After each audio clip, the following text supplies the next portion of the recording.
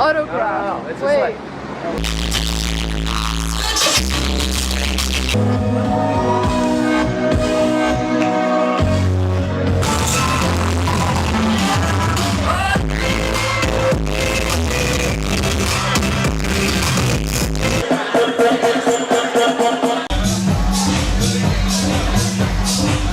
Departure.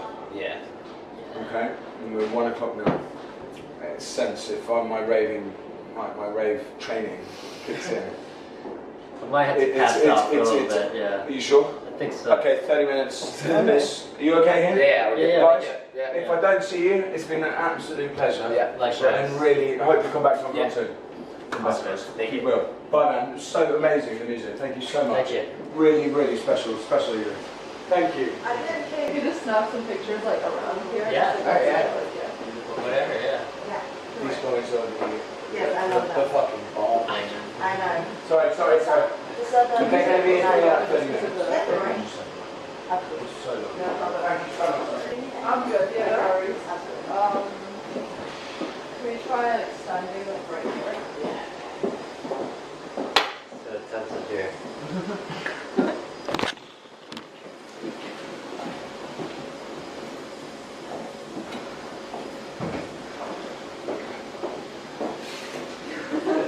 Obviously.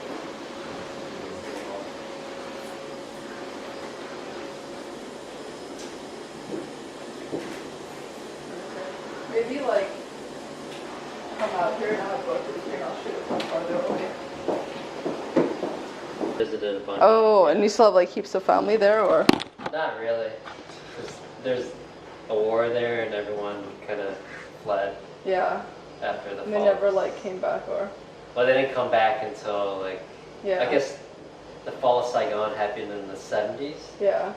And people didn't start coming back until like the 2000s. Yeah. It was like a closed communist country for like 3 decades. It was like North Korea for like Yeah. a couple decades.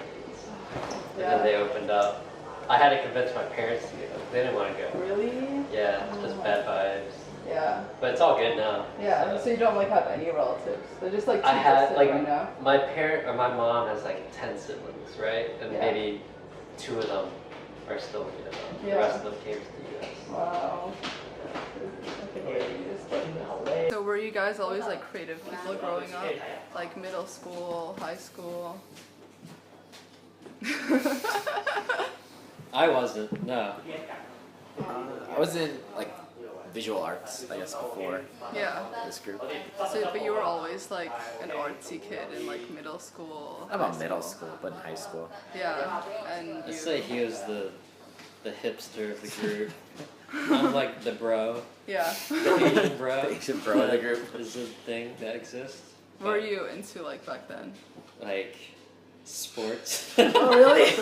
This total. I like- mean, I was awful. You know, I'm 5'7", 130 pounds, so I wasn't good at anything. So sports-wise, Yeah. but I don't know. I grew up in Virginia. Maybe that explains a lot. Yeah. And then, I mean, I played some instruments when I was younger. I guess I got into that for a bit. I was like really into guitar. I wasn't into violin, but I did it. Just Yeah. 'cause. So your parents Asian. like. It's So like not- all your parents who like. No, I'd say that's like, it's not a Vietnamese thing to be like, force your kids to like learn piano and violin and all that. Yeah.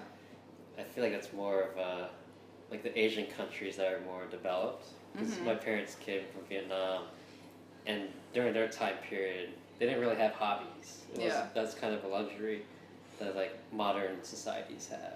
So they you see never- that a lot with like Korean kids, where their parents just are like tiger moms and Yeah, just it's so force them to crazy. like do everything. Yeah. Since my parents were Vietnam, they didn't understand the concept of extracurricular Yeah. activities.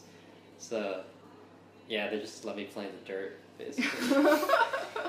Are they like creative people? Or, like where did you get your like? Well, yeah, my dad is a poet. Oh, He was wow. a poet in Vietnam, and he writes songs and plays Wow. guitar and all that. Did he do that full time? Like that's his like job? He or- did that when he was younger, then he came to the U.S. and had to raise a family, so he Yeah. became an engineer. Oh. So he went to like school and everything. And then- Yeah, he went to school in the States, or he came to the States to to study, Yeah. and then he was going to go back after he graduated. But that's when the fall of Saigon happened, and everyone was fleeing Vietnam. Yeah. And so he just stayed here. Yeah. So. And your mom, was she like creative person also? She is now. She like plays piano and sings. Yeah. As a hobby. So. What kind that's of cool. music did you guys like listen at home, like growing up?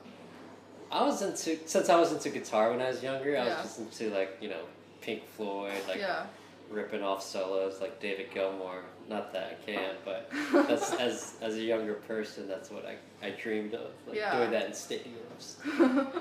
And you? Grew up listening to like metal in high school. What kind of music did your like parents play like at home?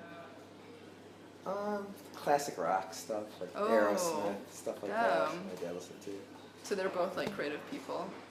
My dad owned a printing company, but I guess Yeah. My mom's a teacher. I feel like a lot of people start in creative fields. That's what they want to do, but then life forces them into other areas, Yeah. and they forget that. So I kind of feel like that's what happens. to Do you most think that's people. gonna happen to you, or you're just like so like? No, into I that? feel like the opposite's Yeah. happened. Like after college, I went and got a real job. What did you study? I studied economics. Yeah. And then I went to work for a trading company, Yeah. like trading you- stock options. Were you really into like econ, or like? I those kind was of- for yeah. some reason. I get really obsessed about things. Yeah. So I was really into that for a little bit, and then for some reason I got really into golf for like 1 year, and then luckily I got really into DJing, Yeah. and then I've just been obsessed with that ever since. So life kind of takes you on those weird twists. Do you ever like, cause you're like curious about like econ and stuff. Do you ever like still read a lot, kind of just like markets, or like it's just kind of like a phase Yeah. of your life you just got over? Like I remember, like we were on tour, with the rest of the guys, and we had like a photographer and tour manager with us. And I'm sitting there like in the front row reading the Wall Street Journal, and he's like, like the only. he's like putting it on his Snapchat, thinking it's funny or something. But yeah, it's kind of weird. Yeah. Did you study like art stuff or? Yeah, I owned a gallery, and that's how I got into this. We were throwing these like illegal parties in the basement Yeah. of my gallery, and went to school for like advertising design and printmaking. Oh. And used to do a bunch of like street art and stuff.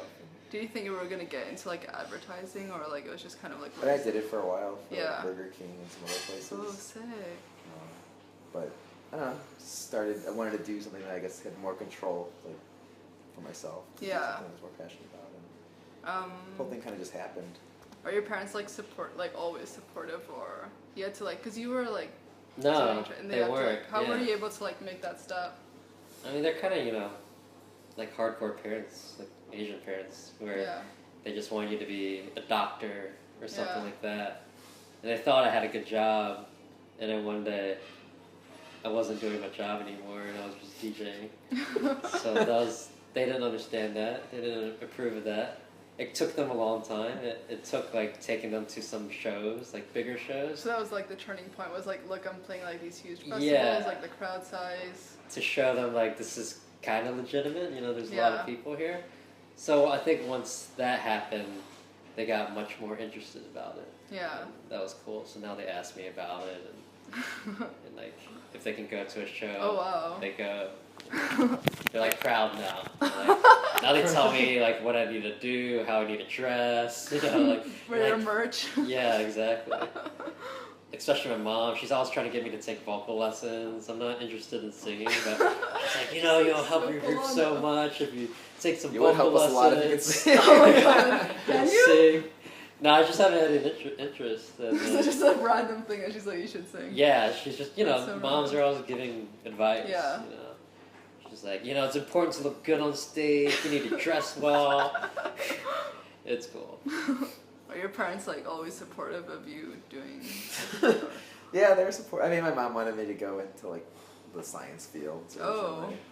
Science. Yeah. Science. Well, That's Michael what I had a was scholarship scientist. for originally. But Oh, and then you like changed majors, or yeah. what type of science? Environmental science. Was Oh. originally. That's kind of gonna go into, but I didn't even change it. I just never went for it.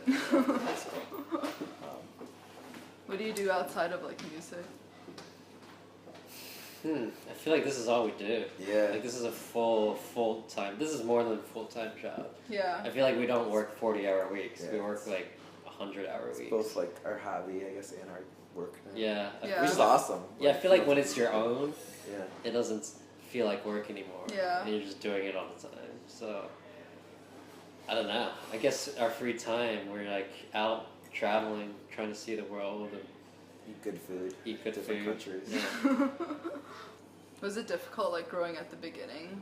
Or like did you Yeah. have any like mentors at the beginning? The beginning's always the toughest. I don't think it was even like a goal to like do this full time initially. It was just like we wanted to do something we thought was cool and different. Yeah. We started just putting out tracks and it caught on really quick. It just kind of became something that we weren't expecting. Were you like into the scene at all before? Like know who like the major players are and like how you would like figure out your ways and like route through the music industry, or was it, or like you guys were just like not in the scene yet to like meet people, or did you have like mentors? Well, we had a previous project before Autograf. So that kind of taught us. I mean, that project started because we just wanted to party. And then I think we learned a lot from that. So when we started Autograf with Michael and the other guy, Jake, who's not here, we just had, I don't know, we just kind of knew what you're supposed to do. Like, I guess it was supposed to be an art project. So we started out by making art, and then just music took off faster, and it kind of just consumed us, and here we are. It's like mostly a music project now, Yeah. where we try to, I mean, we started our own clothing line, and we do art, and it was always meant to be like a fun hobby. Yeah. But like when you have success in one area, it kind of like takes over your life. Mm-hmm. What would you say would be like the turning point where you're like, okay, let's put all our energies here, because you're like doing separate stuff and like we're all like three of us like getting into it. Was there like a specific moment or? Well, the first event we did was this like it's called like Warhol's Factory. It was like a factory party where we wanted to incorporate like pop art and music together. And we probably spent a month kind of planning that out and organizing it. So that ate up a lot of that time for that month. And then after that, started putting out the music. I don't know, just one of those things that kept like just snowballing. Yeah. Didn't stop. Were you ever worried, like being a trio, that you guys would like fall out or anything? Because it's like so much easier being like a single act. Like even duos are hard, but trios are like pretty easy to like fall out. Or did that like never cross your mind? I just knew. I mean, like the third guy, Jake, was just pretty easy to work with, and I've been working with Michael for a while, so I knew that was easy. So it wasn't really an issue. I think we just knew. I don't know. We're all pretty chill. Yeah. So. Do you think you would ever like branch off and like do your own thing, kind of, or? Probably not. I wouldn't. I don't know, I just feel like there's so much to do in life, you know, like, this is just one thing I'm doing now. I feel like who knows what I'll be doing in a few years. Yeah. Maybe I'll get really into, like, origami or just something random as fuck, you know? Did you have like inspirations for your like art installations, like some artists that you like that do like sculptures or that sort of thing? I mean, the first event was really pop art themed. Yeah. Kind of taking, a modern twist on that. Or any Pop like art. specific like artists that you look up to for installations, or? And that one was like Warhol kind of based. Yeah. So built this giant like 8-foot tall soup can. It's like 5 feet wide. It weighs like probably like 400 pounds. Yeah. And just a bunch of other like pop art related stuff. How do you come up with like the other ones? No. There's like a major like brainstorming session kind of, or? I mean, I think with everything that we've done, it's always been like we start something and we like. I think that's the great thing about having 3 people in a group is having that criticism from other people that you trust the opinion of. So being able to send each other stuff and get feedback pretty instantly. A lot of it's just random, what we're Yeah. kind of into. Like, for some reason, we decided to build a live show, like Yeah. a stage setup. Like, we never intended the project to go that way. Like, the initial idea that when he was talking about that first Warhol's Factory was kind of make a, like, boiler room, Mm-hmm. DJ party meets art installation. Yeah. And then somehow we added one instrument in the beginning, and that was over. We just kept adding more as time went on, and now we have all this gear to lug around the world. Sometimes we're like, why do we do this to ourselves? So easy to DJ, like shovel the Yeah. USB stick, and like, all right. How do you feel like you've, like, looking back on when you first put out the first song, like, how do you think you've matured as a group?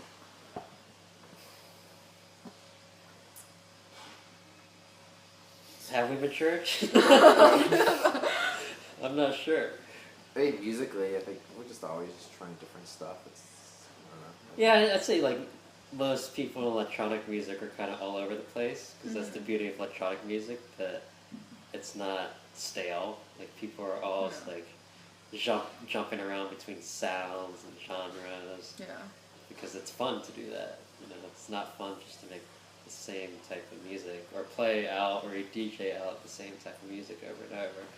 So I think, you know, if you look at it, it's, you know, a bit of ADD when it comes to how the project evolved musically, but that's pretty normal, I'd say, within the scene. How about, like, personally, like, do you think you've, like, grown since you first started to put out music? Yeah, I'd say, you know, things got real in the sense that, you know, there's stuff like, you know, in the beginning it was just like all fun. Now there's just like schedules we have to like adhere to, like, oh, we have an interview before the show, an interview after the show. Don't miss that flight. Don't miss that flight. Or so I think those kind of things are like, you know, added on now that you have more responsibility. Yeah. You kind of have to be an adult about it.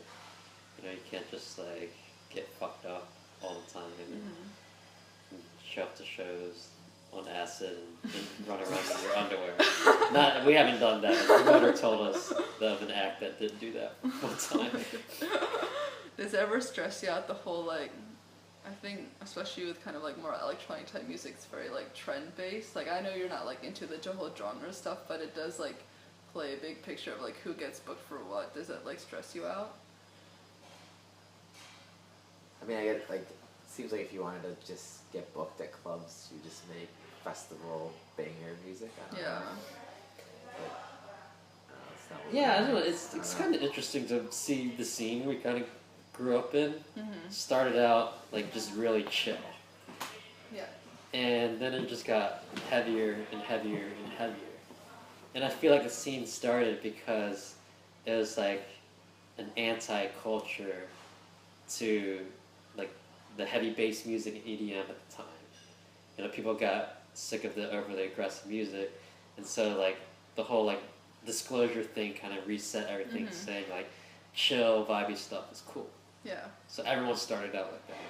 But then I feel like it's the same cycle's happening where, again, like that previous scene, like the heavy bass music and all that, started out as like Italo disco, indie electro, indie dance, and that just got heavier and heavier and heavier until it turned into big room house, dubstep, and heavy bass music.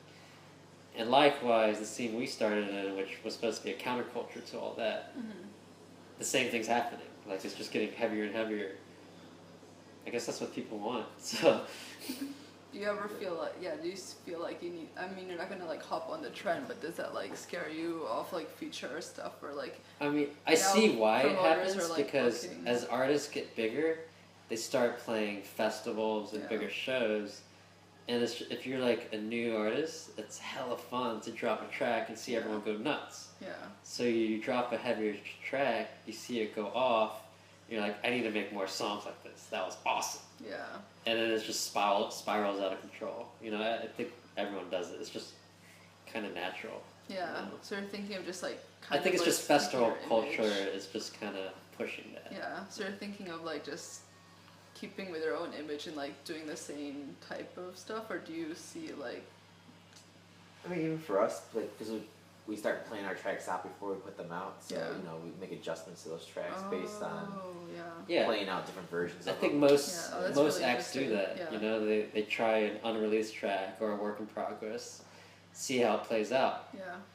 And if it goes off, you know, like, all right, it's good. If it doesn't go off, like, well, what do I need to do? Yeah. And I think that's kind of encouraging them to make more bangers. For better or for worse. I'm not saying it's bad. It's fun. Mm-hmm. You know, who doesn't like to see everyone go nuts? You know.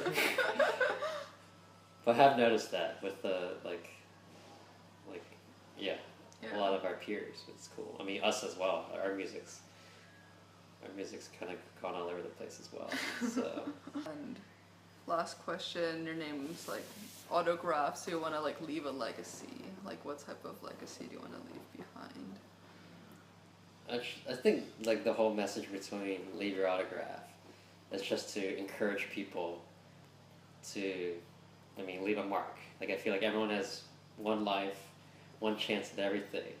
It's like don't waste it by sitting around. If you want to do something, if you want to connect with people, if you want to, pick up piano lessons, whatever your passion is in life, don't wait around for it. Like go make a mark, go make an impact. Everything we do has a small impact initially, but in the end it has a massive impact on the world in general. So, and kind of like separately, like what do you guys like want to be remembered for? I don't really want to be remembered. I don't know, it just seems like a very, I feel like that's what gets humanity in trouble. People wanting to leave a legacy.